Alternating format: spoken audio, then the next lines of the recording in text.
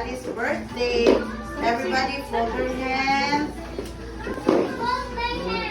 Close your eyes. Noriel, stand up na lang. Okay, let us pray.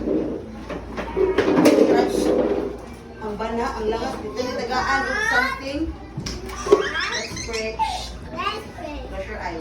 Dear God, thank you so much for this beautiful day. We are praying, O Lord, for this special day. It's Ali's birthday. May you continue to bless him, Lord. Give him more birthdays to come. Continue to help him to grow more like you, to be a good boy always, to his little brother and to his parents as well. Lord God, we pray that we also continue to bless him always, Lord. Give him good health and strength always. Together with his family, pray also, Father, for the food that we're going to partake. May this food give us the strength and continue to bless those who prepare this food.